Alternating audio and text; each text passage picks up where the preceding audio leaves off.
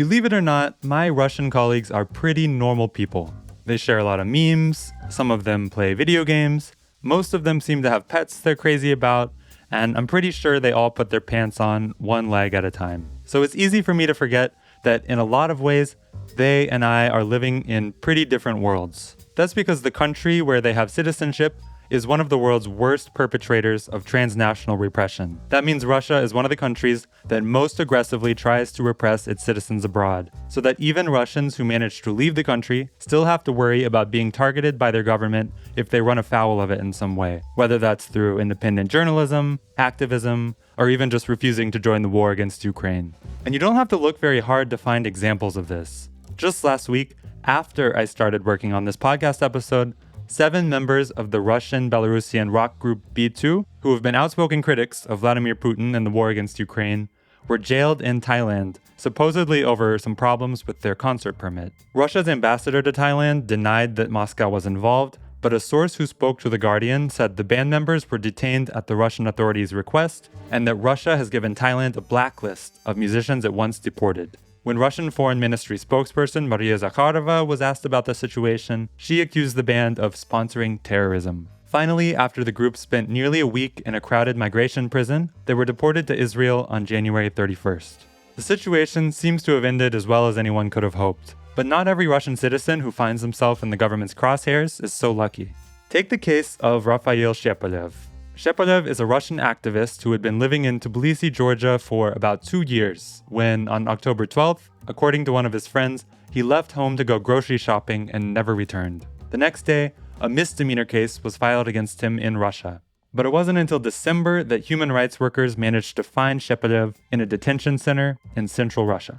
In the meantime, he'd been hit with new felony charges for his past activism that could see him sentenced to more than 20 years in prison. The human rights group Department 1 said he had been tricked by Russian security services into entering Russian-occupied South Ossetia, and that was basically all she wrote. Then there was the case of Dmitry Setrakov, not an activist, just a 39-year-old guy who didn't want to fight in the war. After he was drafted and sent to southern Ukraine in 2022, he fled to Armenia. He lived there until early December 2023, when he was arrested, if you can call it that, by Russian military police in the Armenian city of Gyumri and taken to a Russian military base.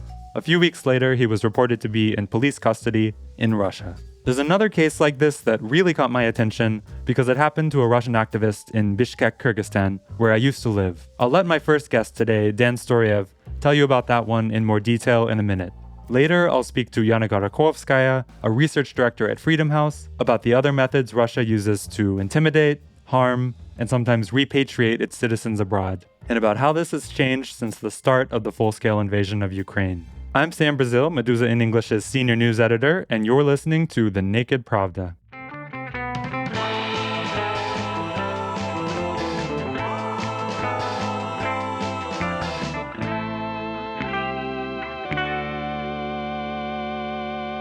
Howdy, folks. I bet you thought you were rid of me this week, eh? I'm Kevin Rothrock, your regular host, but not this week. And yet, here I am, only briefly, with a quick news segment, just to give listeners a taste of the recent goings-on in Russia. I've tried to feature a review of the news on this podcast before. I've thought about covering recurring subjects and maybe even finding theme music to make the whole thing feel structured and official, but honestly, the news cycle is chaotic. And rather than try to force current events into familiar boxes, I'm just going to share some stories that I think, in purely subjective terms, are interesting for being important, stupid, weird, and so on. So let's jump in, and I'll get back to Sam and this week's feature story about Russian transnational repressions in just a few minutes. Have you ever been so mad that you wanted to punch somebody? Of course you have. It happens to everyone. If cars came equipped with loaded pistols, highway traffic would make mass murderers of us all. Happily, the story I'm about to describe concerns a young man who says he only wants to hit people, and just in the confines of a gym sparring session. Still, it was a slightly disturbing reaction to being expelled from the Moscow Institute of Physics and Technology. The young man so eager to exercise his fists is named Dmitry, and the university admitted him last year as part of the government's new education quotas for Ukraine invasion veterans and their children. Dmitry, who belongs to the latter category, got into the school's Applied Mathematics and Informatics department, despite scoring less than half the points needed on Russia's college entrance exam. Without the quota benefits, he'd have needed a 290 on the test. His score was 127. According to an investigation published by journalists at iStories, Russia's top universities admitted more than 800 veterans and their kids last year, and most of them either failed their entrance exam or didn't take it at all. Dmitri's dad spent a year fighting in Ukraine, where he was eventually injured. Thanks to legislation Vladimir Putin signed last summer, that was enough to get his son a spot at MFTI. Sadly for Dmitri, the school kicked him out after one semester when his absences due to illness started piling up and he fell behind on his work. On February 1st, 2024, we got another update to the university drama. Dmitri can reapply to universities this year using the same veterans quota benefits. The new legislation here specifies no time period for the preferential terms, so the quotas currently exist in perpetuity, say spokespeople for the Moscow Institute of Physics and Technology. On Monday, January 29th, rumors flew that Ukrainian President Volodymyr Zelensky had fired Ukrainian Armed Forces Commander-in-Chief Valery Zaluzhny.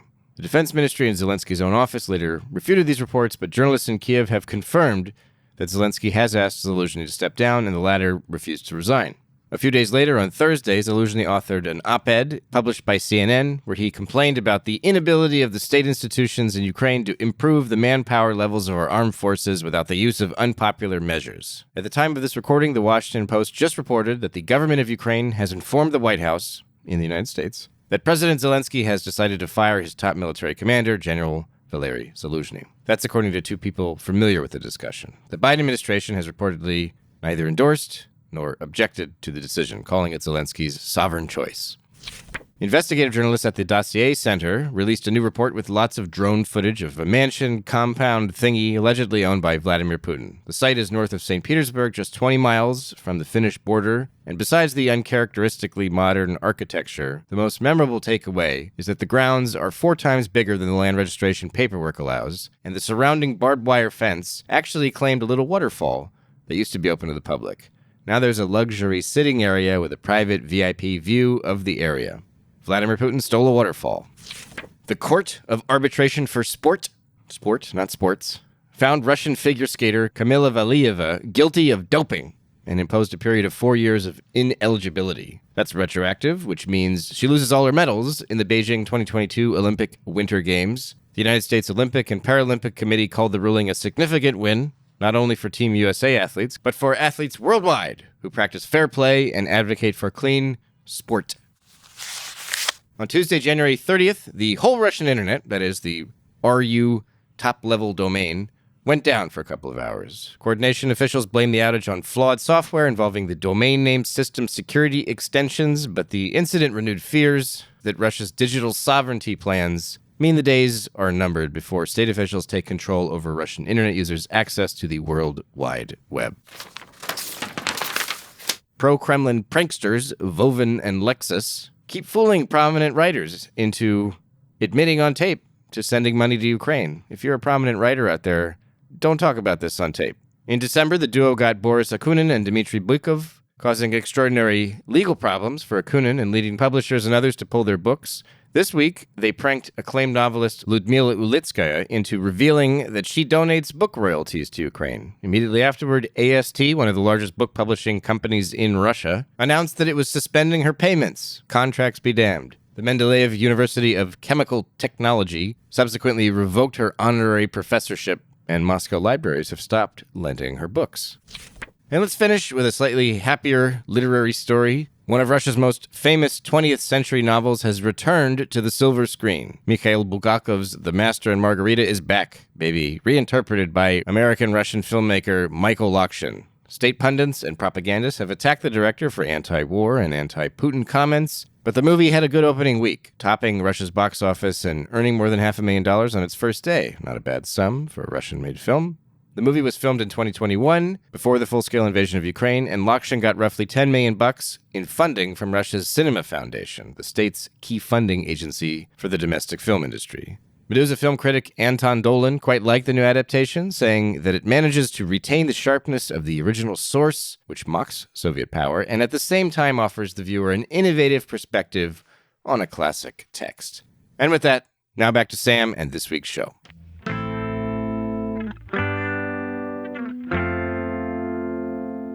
I'll let my first guest today, Dan Storyev, tell you about that one in more detail. You're listening to The Naked Pravda. My name is Dan Storyev, and I work for OVD Info, which is a major Russian human rights defense organization. And I run the English language dimension of the organization. So I'm in charge of interfacing with the media and also just kind of leading our global effort towards Western audiences. So who is Lev Skoryakin? Yeah, so Lev Skoryakin, he's a left-wing activist. He was a part of various left-wing organizations. I think the Levy Front, the Left Front. Him and his friend were involved in all kinds of left-wing activism.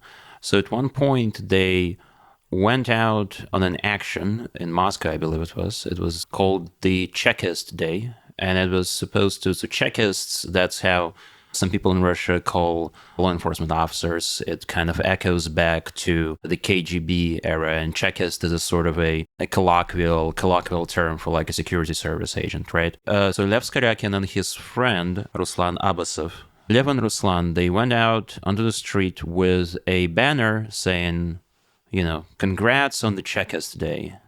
So nothing really major, nothing too big. They weren't violent or anything. That was in 2021 in Moscow. And they were standing next to the FSB building. So they got detained for that. And they, of course, were harassed and pressured by the authorities. But then they were released briefly. And they were supposed to go back to court, both of these activists. But they got terrified, of course, because while you're dealing as a left-wing activist, if you're like an anarchist, if you're sort of a libertarian leftist in Russia, Russia is not a really safe place for you. Some people might think that, Russia is this continuation of the Soviet Union, and it's actually a great place for leftists. It's not. In fact, anarchists and leftists of all stripes are getting routinely persecuted in Russia, as I have written repeatedly, and I think most notably in my op-ed for the Jacobin a few months ago. And so they both got cold feet, and Ruslan and Lev, they escaped Russia, they left Russia. They've been kind of moving all over the world. That's my understanding of it. But Lev basically surfaced in Kyrgyzstan, and Ruslan Abbasov, he's a really interesting case because he was trying to get an asylum in Croatia, and then Croatia deported him despite him having this record of being a sort of an anti-Kremlin activist, being this somebody who stood up for his freedom in Russia, stood up against the Kremlin. They've deported him into Bosnia. So they deported him out of the EU because they decided that Ruslan Abbasov is this extremely dangerous individual. And that's a huge problem because you have this situation where all these activists, they're trying to find shelter in the EU, they're trying to find shelter in the West, and Europe isn't necessarily extremely safe. And of course, there was also this case of this Chechen guerrilla fighter who was shot dead, I believe in Berlin, by a Russian agent. Dan is referring here to Zelimkhan Khangoshvili, a former Chechen separatist commander and a Georgian citizen who was murdered in a Berlin park in August 2019 when a man approached him on a bicycle and shot him twice in broad daylight. Witnesses saw the man throw his gun and his bike into a nearby river and called the police, and he was detained soon after. Investigative journalists figured out before long that the Russian passport the man was carrying contained a fake name and had been issued just a month before his trip to Germany. The Russian government denied orchestrating the killing, and Vladimir Putin has claimed, without providing any evidence, that Khangashvili was one of the organizers of the 2004 Moscow metro bombing. He called Khangashvili a cruel and bloodthirsty person and denied knowing anything about his murder, saying it's a criminal milieu and anything can happen.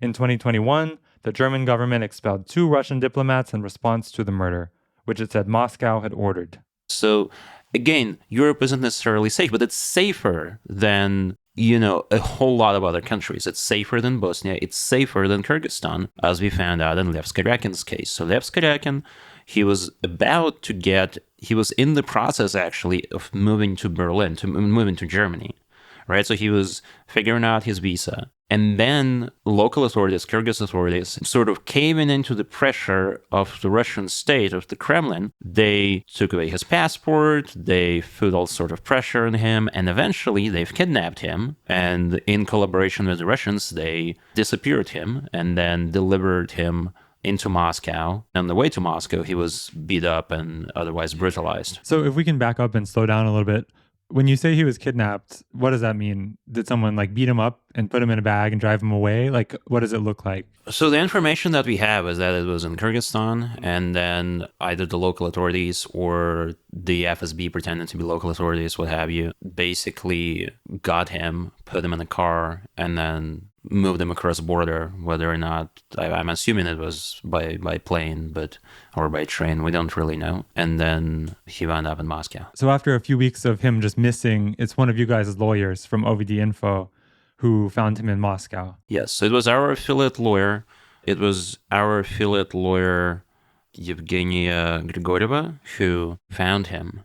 And she did that basically by just, figuring out where he was going to be held. She called the court. What she did is that she called up the authorities responsible for like jails and courts and sort of figured it out from there.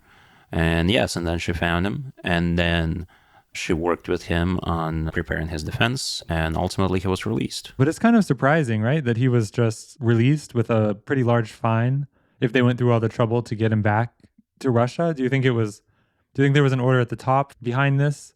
Or were there just some really enterprising Kyrgyz security officials who saw an opportunity to win some favor? That could be that. I mean, it's a part of a larger pattern where the Kremlin is trying to communicate to exiled Russians and to anyone else who's listening, is that if you are standing up against the Kremlin, you're no longer safe. And this is important, right? Because you have these, many dictatorial authoritarian states. Their opponents, right? The opposition, activists, what have you. They often tend to flee these states, right? They tend to flee and sort of find safe harbor elsewhere, right? Because very often it's impossible for them to work within the country that they're focusing on, because there will be harassment, there will be imprisonment, and so on and so forth. We've already seen in Russia with Alexei Navalny, Ilya Yashin, Vladimir Kara-Murza, all these dissidents who did have a chance to kind of be outside of Russia, and they decided to stay, and as a result, they were thrown behind bars for God knows how many years. Navalny came back from Germany. Kara-Murza is a dual Russian-British citizen. He didn't yield. They decided that it's important for them to stay in Russia, and then they were thrown behind bars. But right now, the state is basically communicating that, like, hey, even if you escape, you're not necessarily safe. You're not safe because what we're going to do, we're going to establish these precedents, right? We're going to put pressure on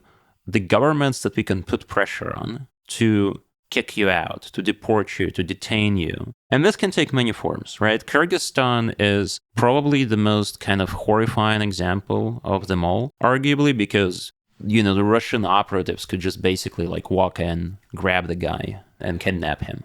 Are there any other cases of transnational repression that OVD Info has worked on that come to mind, that stand out to you? Well, I mean, the thing about transnational repression, rather than talk about individual cases, I would say I think it's really interesting to talk about larger trends. And I think it's really important for your listeners, for our listeners, to kind of understand this, that it's not just, let's say Central Asia, right? It's not just Kazakhstan and Kyrgyzstan. And it's not always about just kidnapping people or arresting people or, doing any of that.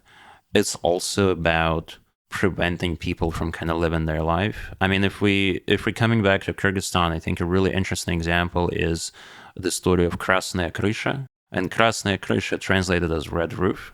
So it was a community center which was opened up by these enterprising anti-war Russian exiles. And if you read about them, they are, were extremely progressive at what they were trying to do. They were a family. They really wanted to integrate into Kyrgyzstani society.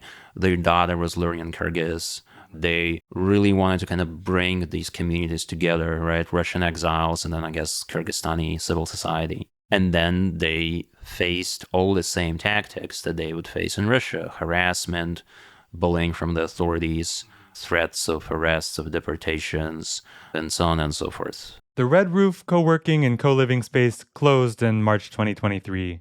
Central Asia analyst Timur Umarov told Meduza that the situation shows Kyrgyzstan's current political regime welcomes Russians, but only under the condition that they don't speak out about their political views. And so you have this situation where the Kremlin kind of created this paradigm within which all these different countries are incentivized to put more pressure on exiles. And those of you who are listening to this in English, you're probably living in the West, and you might be thinking, oh, well, but, my country doesn't do this. My country is, we are supporting Ukraine and opposing the Kremlin on the national level. But the thing is, coming back to the Ruslan Abbasov case that we started this conversation with, your country might also be involved in putting these dissidents, these anti-war activists, putting them at risk. Like, for example, like Croatia did when they deported that poor guy into Bosnia. And just think about how many of these activists who are now in detention, who've been kidnapped, who've been abused, harassed, stalked, etc. How many of them could have been saved if they were able to find safe harbor in Europe, safe harbor in the West, where it is, again, not perfectly safe, but it's relatively safer than, what they're exposed to in the outside of the EU and Britain and the UK, and the US, sorry. That's, I think, a really important thing to kind of emphasize, that these policies, which are designed to harm and to hinder Russian anti-war immigrants, Russian anti-war exiles, they are essentially working hand in hand with the Kremlin, whether the people who designed them want it or not. At the top of the show, I told you about B2, the Russian rock band whose members were arrested in Thailand in January. After their arrest, Medusa spoke to a migration lawyer about the risks Russians may face outside of Russia, especially if they're politically active and oppose the war in Ukraine. Among other things, the lawyer said that Thailand is not a safe place for Russians, and that last year, the Thai government approved an extradition treaty with the Russian government. The lawyer also named Indonesia and Cambodia as countries with similar risk levels. High-risk countries, they said, include Armenia, Kazakhstan, Belarus, Tajikistan, and Azerbaijan, which share a criminal database with Russia, as well as Iran and North Korea. The lawyer also pointed out that the Russian government has made significant efforts in the last few years to build up cooperation with foreign countries' law enforcement agencies, with Russia's interior minister repeatedly going to China and Russia's prosecutor general visiting Iran, Tanzania, Cuba, and the UAE. We're not naming the lawyer because since Medusa has been designated as an undesirable organization in Russia, they could be prosecuted for speaking to us. So it makes sense that Russia can easily target its citizens in countries it borders or has alliances with. But to get more insight into how the Kremlin engages in transnational repression all over the world, including in countries that are usually considered safer, and to learn how this has changed or not in the last 2 years, I reached out to Yana Garakovskaya, research director at Freedom House. I asked her about these stories of these abductions that I'd seen in the news, and she started by giving me a more thorough definition of transnational repression. What we mean by transnational repression are tactics. They can be physical or digital, direct or indirect, that governments use to reach across borders to silence dissent or to harass or harm dissidents or activists, journalists, sometimes it's students, former insiders. And Russia is actually one of the world's top 10 perpetrators of transnational repression. Obviously, really high profile attacks and poisonings that have happened in Europe in previous years, but also just, attacks against or detention and deportation of Chechens from Europe. And so these latest incidents we view as sort of part of a longer pattern of this transnational repression. The difference this year and in the past year in 2022, I guess 2022 and 2023, has been that the targeting has pivoted to people who are somehow connected to, an anti-war effort or are kind of active against the war. When Freedom House released its special report on transnational repression in 2021, 3 years ago, the authors wrote that the Russian government doesn't use coercive measures against the Russian diaspora as a whole, and that instead it focuses on repressing activism at home, basically, other than targeting some high-profile individuals. Is this still accurate, or have things changed since the full-scale war started? I would say pre the full-scale invasion of Ukraine, the kind of modus operandi of Russia or the Kremlin was to go after really high-profile targets, and especially people viewed as former insiders, right? So you had like former FSB or maybe just former kind of economic insiders. Those were really the targets. Whereas, the broader Russian diaspora, even activists, were not pursued with as much force. And that's definitely shifted. And that kind of falls in line with what we see with other governments that perpetrate transnational repression, where it's the Saudi government or China. A lot of it is about what's happening domestically. And so it can shift over time because what the government or the regime views as sort of dangerous or problematic to itself also depends on what it's doing at home. There's a few exceptions to that. For instance, like Rwanda just goes after everyone who lives abroad. It has a very kind of specific way of committing transnational repression, but I would say for other countries, it's mostly about whatever the pain point is for the regime itself. And obviously the pain point for the Kremlin is the war in Ukraine. The last time the Naked Pravda did an episode on transnational repression, which was also back in 2021, everything kind of had the caveat that Chechnya under Ramzan Kadyrov was the exception and functions differently. Freedom House called Chechnya a unique example of a subnational regime operating its own transnational repression campaign. Is that still the case? It's still the case. I would say, if anything, the war made the situation worse. The war's made the situation for transnational repression worse in actually a couple of different ways. So I'll start with what it's made worse for Chechens. So we have several examples of Chechens who may have resettled in Ukraine originally, who then fled the war. And as they were trying to cross into Poland or another country, they were detained on the border. And some of them are facing extradition to Russia. It also, in general, I think the war has sort of swept some of this under the carpet. What has also happened in Europe over the last few years is a huge rise in xenophobia and especially kind of anti-Muslim sentiment. And unfortunately, a lot of the Chechens we see targeted are being affected by that. So it's kind of become even more difficult for us to determine whether something is transnational repression, because often we look for signs that the person has been specifically targeted by the origin government.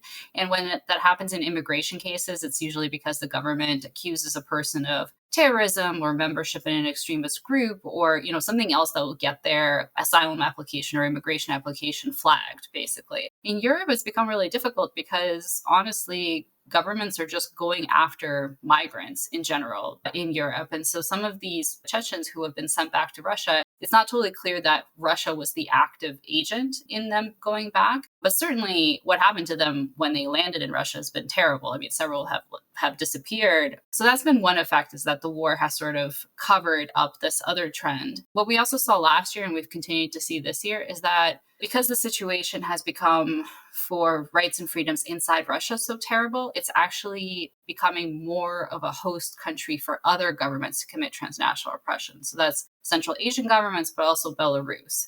And it's this sort of, increasingly repressive authoritarian neighborhood where people are just really not safe. And those people are also sort of trapped there because a lot of them can't enter other countries, right? And so they have the kind of Soviet era, no visas, kind of open borders that help them move from one country to another. But all of those countries are equally unsafe for them. So very recently, on January 9th, a Russian citizen was traveling from Latvia to France, where he planned to request asylum.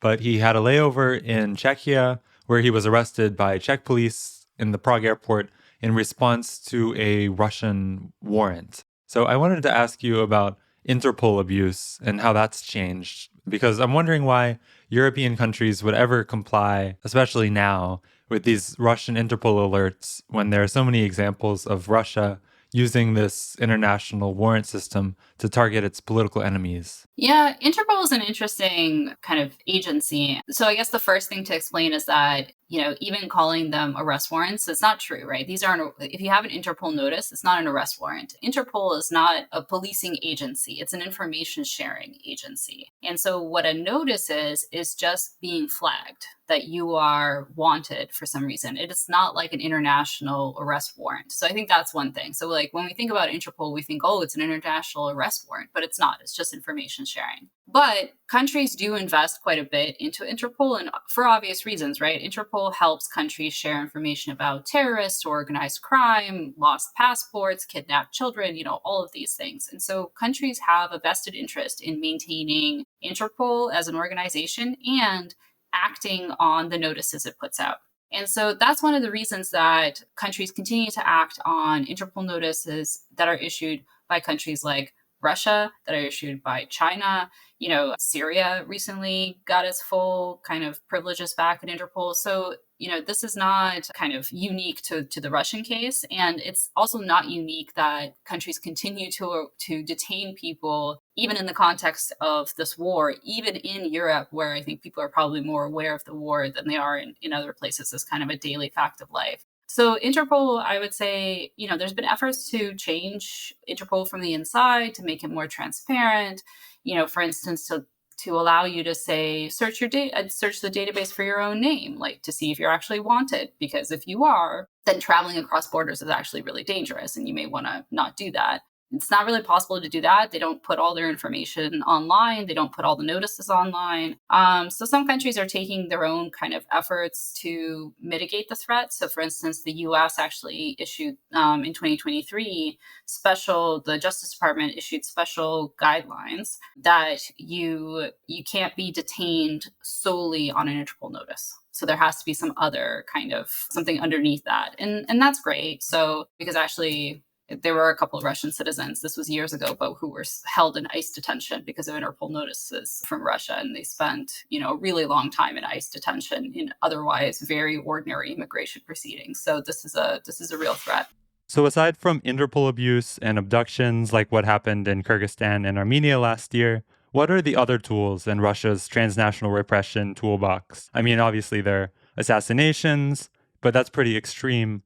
So what else does Russia do? Yeah, definitely. Assassinations. I think what we saw in 2022 and 2023 is an increasing number of kind of suspicious, I would say, poisonings, especially against journalists. There were a couple of cases of journalists in Georgia and in Germany experiencing poisoning symptoms. And I think at least in Germany, that's being investigated by the police. One of these cases was that of Yelena Kostyuchenko, who was working at Medusa in October 2022 when doctors believe she was poisoned.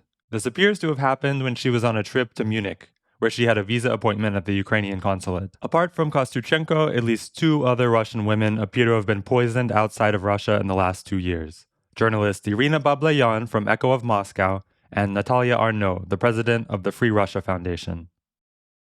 So, detentions, renditions, assassinations, unlawful deportations, those are all part of Russia's toolkit. And assaults, we've had a few assaults, places like, Sweden or even Argentina, a few others. We've seen now also, we did some work on exiled journalists being targeted. So obviously this is a huge issue with Russia now because most of the independent media has left. Not even most, all of the independent Russian media has left Russia and so operates entirely from abroad. And many of those journalists who have continued to work for Russian outlets have families at home in Russia. And increasingly, we're seeing those people be threatened or at least pressured to, either contact, in a lot of cases, these are parents that contact their children and tell them to discontinue their work or return, or some kind of other threat. So this is coercion by proxy, which we see governments like China do and increasingly seeing governments like Russia do as well. I think the one that we don't know as much about is sort of digital transnational repression, although I imagine that happens. And there was actually cases in 2022 where Russians who had for a long time lived abroad in Southeast Asia were being really active online and participating in chats or doing something on YouTube. And it seems like Russia was able to request some of those governments to try and basically revoke their residency permits, get them deported. So clearly, the kind of things that you do on the internet are becoming more and more of a problem for the government as well. I want to shift to Belarus for a second. In September, Alexander Lukashenko issued a decree that made it impossible for citizens to extend their passports or get new ones at embassies or consulates abroad. So doing that now requires people to go back to Belarus, where a lot of them either have criminal cases waiting, or, other good reason to fear political prosecution. But the only other option that leaves them with is to stay in countries without proper documentation. So does this fall under the transnational repression rubric? Yeah, we definitely consider mobility controls, which is what this would be, a form of transnational repression. This would be sort of the maybe non-physical form of transnational repression. We see other governments use this, right? China for a long time has been restricting Uyghurs' access to passports. And in general, embassies and consulates are a site of transnational repression. I mean, all you have to do is think about what happened to Jamal Khashoggi in, a consulate in Istanbul. Just a reminder, Jamal Khashoggi was a Saudi journalist who had previously worked as an advisor to the Saudi royal family. In 2017, he fled Saudi Arabia and settled in the US, where he began writing columns for the Washington Post that were often critical of the Saudi government. In October 2018, he was killed and dismembered in Saudi Arabia's consulate in Istanbul, where he'd gone to pick up documents he needed to marry his Turkish fiancée the next day.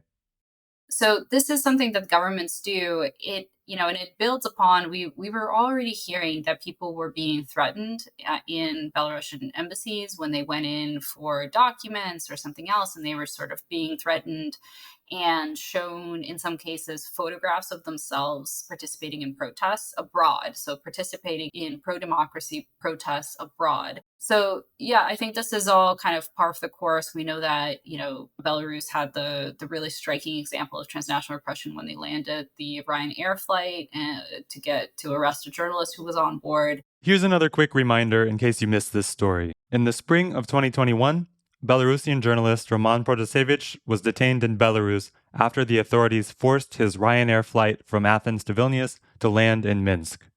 The authorities also detained his girlfriend, a Russian citizen named Sofia Sapiega. In May 2022, she was sentenced to 6 years in prison for her work as an editor for a Telegram channel that published Belarusian security officials' personal data. In April 2023, it was announced that she would be extradited to Russia to serve the rest of her sentence there. Protasevich was sentenced to 8 years in prison, but he was later pardoned. Several Belarusians were actually kidnapped and brought back to Minsk from Moscow in 2022, including one who was a U.S. citizen, so Belarusian U.S. citizen. And there were people who were operating Telegram channels who had been living in Russia, who were Belarusians and who, were part of the pro-democracy movement, who were deported back to Minsk. So yeah, Belarus is definitely perpetrating transnational repression. So it seems like in a lot of ways, Russia is happy for most of its critics and dissidents to go abroad, even if it tries to silence them. Putin called it a self-cleansing of society pretty soon after the full-scale war started, whereas Belarus apparently wants everyone to come back and face prosecution. Is that a fair characterization? It's always a challenge to think about what autocrats want and how they're actually accomplishing these things. And, as I said in the beginning, I think things shift over time. So it depends a lot on the situation at home. So I think for a long time with the war, and this has been true for a long time just with autocrats, often exile or letting people leave is sort of a safety valve for authoritarian regimes, because instead of kind of shooting protests, you can just let people go. If they want to leave, they can leave. But there's a point in which that becomes either costly or kind of the image of it is not what you want. And so then things kind of get reversed. But then there's also, just in terms of tactics, I would say there's kind of a really brutal cost effectiveness to some measures and not others. So for example, a presidential decree that revokes people's right to renew their passport abroad is a really simple thing. It'll catch a lot of people, right? It'll impede the mobility and it will complicate the lives of a lot of people, but it is a really cheap measure for a government. Whereas poisoning someone with, a nuclear element is kind of a costly operation to do. So you're probably not going to poison a lot of people that way, right? So these things are kind of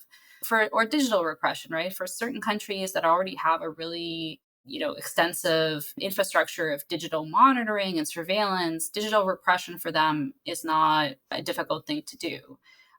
Whereas maybe getting someone through Interpol or getting someone or assassinating someone, maybe that is more difficult to do. So I think that's kind of there's some intersection between the interests of the regime at a particular given time and what kind of tools they have already and how complicated it is to use any of those tools. Do you want to talk real quick about Freedom House's new report that's coming out at the end of the month?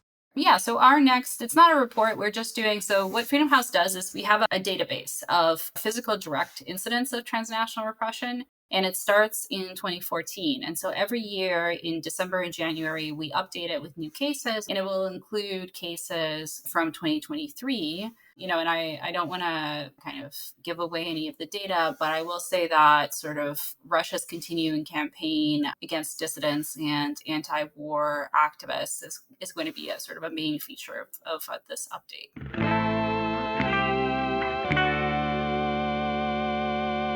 Thanks for tuning in, folks. This has been The Naked Pravda, a podcast from Meduza in English. Remember that undesirable status back in Russia means our entire news outlet now relies on readers and listeners around the world to support our work. Please visit our website for information about how to become a contributor with one-time or recurring pledges. Thanks again. Until next week.